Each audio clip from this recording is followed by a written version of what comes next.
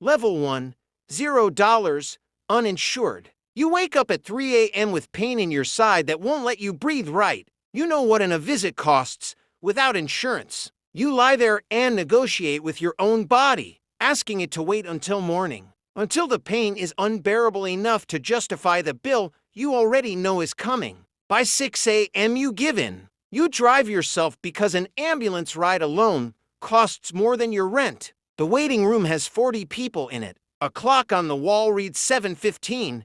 You check in at a window, and the woman behind the glass doesn't look up until she asks about insurance. You say you don't have any. Her expression doesn't change, but her pen moves differently, marking something on a form you can't see. You wait 3 hours. People who arrived after you get called first. The ones who flash a card at the desk. You don't ask why. You already know why. When they finally call you back, the doctor spends for minutes with you, orders a scan, mentions it'll be billed separately, doesn't quite meet your eyes when he says the word. Separately, you're discharged with a diagnosis you don't fully understand and a stack of paperwork thicker than the visit itself. 6 weeks later, a bill arrives for $1,200. You call to dispute a charge for a blanket, actually charged for a blanket. The voice on the other end reads from a script, says the charges are standard. You ask for a payment plan. They offer you 18 months at an interest rate that makes you do the math twice. To $1,000 saved, basic insurance. You have a plan now, the cheapest tier your employer offers, a high deductible, a card in your wallet that feels like protection, but isn't.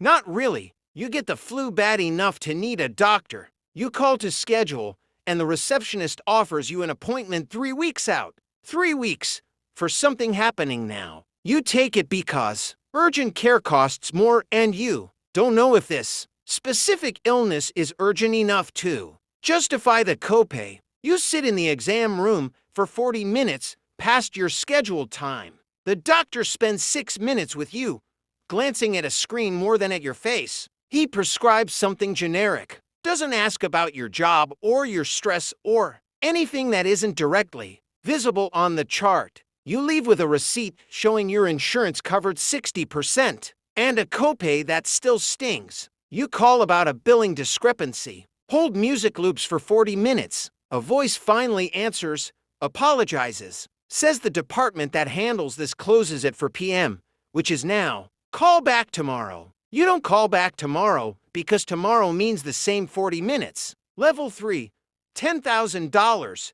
Better insurance through a new job. Something shifts, barely. Your new plan has a name attached to it, a primary care physician assigned during onboarding, though you've never met her. You call to schedule your first appointment and get in within a week instead of 3. The receptionist knows your name before you finish saying it, pulls up your file without you spelling anything twice. The doctor spends 12 minutes with you this time, asks one question about your life outside the symptoms, whether you're sleeping, whether work has been stressful. It's not much, but it's more than before. She orders a blood panel, just to be thorough, a phrase you never heard at the results come back through a patient portal. Instead of a phone call you have to chase, you realize the medicine hasn't changed. The system just started treating you like someone worth a few more minutes. For $50,000, employer-sponsored PPO.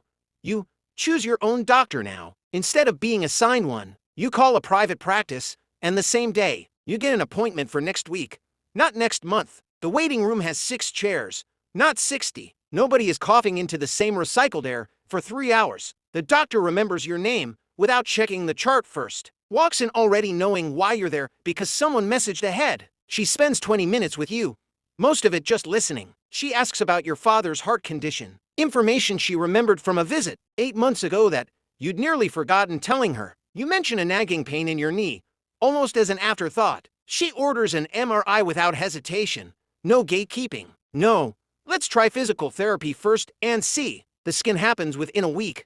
Level 5, $250,000. A health savings account with real money in it. You get a wellness concierge through your employer's premium plan. A phrase that means someone whose entire job is making sure you Use your benefits efficiently. She calls you, unprompted, to remind you about an annual physical you forgot to schedule. When you mention a specialist referral, she has 3 appointment options within 48 hours, not the standard 6-week wait. The specialist's office has a coffee machine that isn't broken and forms that are already filled out because someone forwarded your history ahead of time. You ask about a borderline test result. The doctor doesn't rush, spends the appointment explaining probability and risk factors in a way that makes you feel informed instead of dismissed. 6. $1 million executive health membership. You don't wait in exam rooms anymore. A private clinic membership means same day, sometimes same hour access. Your annual physical is a half-day event.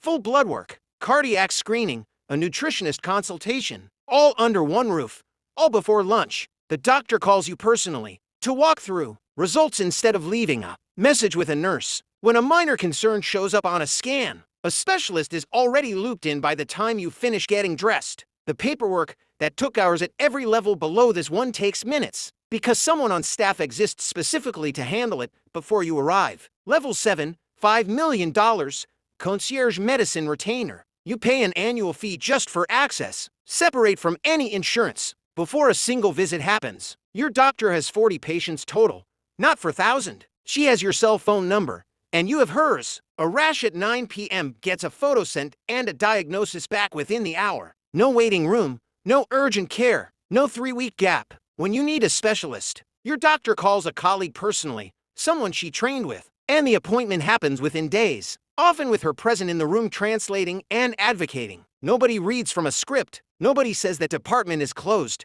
The system doesn't just serve you faster. It reorganizes around your convenience specifically. 8. $10 million and above. Full concierge health team. You don't have one doctor anymore. You have a small team, a primary physician, a specialist on retainer, a nutritionist, someone who manages your health data across every system so nothing falls through a gap. Your annual physical happens wherever you are, sometimes at home. A mobile team bringing lab equipment to your door. A concerning result doesn't wait for a call back. It triggers a same-day meeting with your full team, coordinated before you've finished your coffee. Deals with cutting-edge treatments, clinical trial access, and specialists who don't take new patients happen through a phone call your doctor makes on your behalf, not an application you submit and wait on. The system doesn't have a patient at $10 million. The system has someone it actively works to keep alive and comfortable, because that's the entire business model at this tier. Somewhere right now, someone is lying awake at 3 a.m., negotiating with their own body, trying to decide if the pain is bad enough to justify a bill they can't afford. They'll drive themselves to an because an ambulance costs too much. They'll wait behind people who arrived after them, because a card at the front desk moved them ahead, in a line that isn't supposed to have lines. They don't know yet that the care they're about to receive isn't determined by what's wrong with them. It's determined by what's in their account. The exact same illness, the exact same body, the exact same fear at 3 a.m., treated entirely differently, depending on a number. Nobody in that waiting room can see. You are the same patient at every balance. The system just decides how much time, attention, and urgency you're worth based on what's next to your name.